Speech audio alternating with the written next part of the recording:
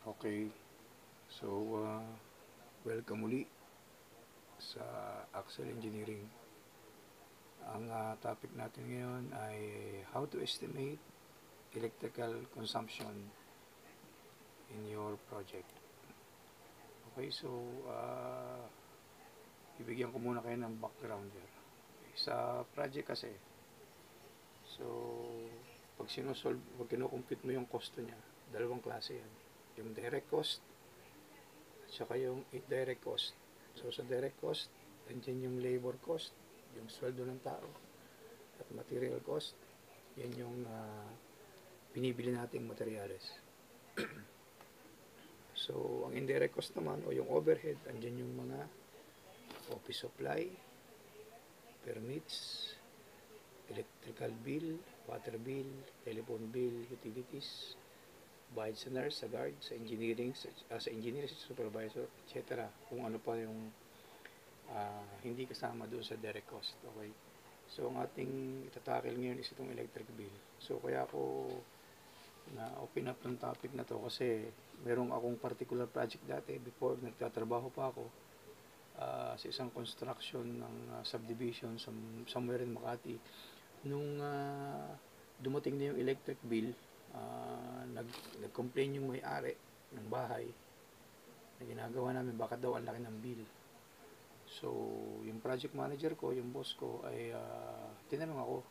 So, isa lang ang ginawa ko, nagawa ako ng presentation ng estimated na consumption namin per day during sa peak season namin. So, ito, inilista ko ang mga lahat ng tools, equipment na ginagamit namin sa project. Kinonsider ko yung mga gamit sa site, sa office, sa barracks at tempasil. So, yan ang mga ginamit. Ito example lang, hindi naman mismong ganito. So, naglista ako ng mga tools, equipment na ginagamit, pati yung quantity niya, nilista ko. Then, yung kanyang wattage, yung kanyang power capacity. Okay? So, inilagay ko rin yung estimated hours na ginagamit siya per day. So, katulad yan, ang welding machine, ginagamit siya 4 hours. So, yun yung kanyang estimated na hours na nagagamit siya sa loob ng isang araw. Yung aircon is 8 hours, buong 8 hours, office hours. Yung computer, yung dito, may example dito kasama yung sa rice cooker, electric pan, tsaka naglagay ako ng extra. So, importante rin na maglagay ka ng extra para kung may magcha-charge o kung ano pa mang ibang daragdag na magsasaksak, may extra kang power na consumption na kayang ibigay. So, ang formula natin sa kilowatt hour ay kilowatt hour is watts divided by 1,000 times hours. So, ganito lang yan.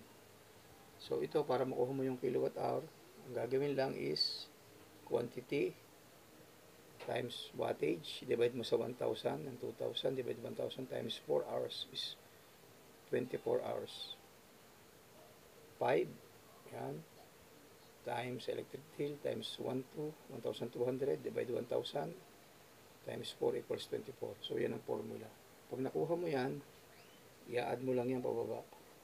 So, dito, example natin is 24 plus 24 plus 24 plus 9.6, 1.2, 1.2, 1.5, ang total ay 87.9.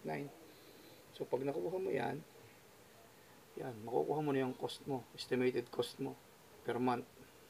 Kilowatt hour times 11.5 pesos per kilowatt hour, yan yung presyohan ngayon. Okay? Example lang naman to times number of days, 30 days ang gagamitin natin kasi 1 month. So, yan ngayon, 87.9 times 11.5 times 30 days. So, yan, 30K. Yan ang magiging estimated mo na gastos sa buwan, sa isang buwan, kapag peak season ng project mo. Ibig sabihin, dapat ang electric bill mo is naandyan, or maybe mas mababa dyan, kung ito ang estimated mo. So, kaya ako naman ginawa ito nga dahil nagtataka bakit daw malaki.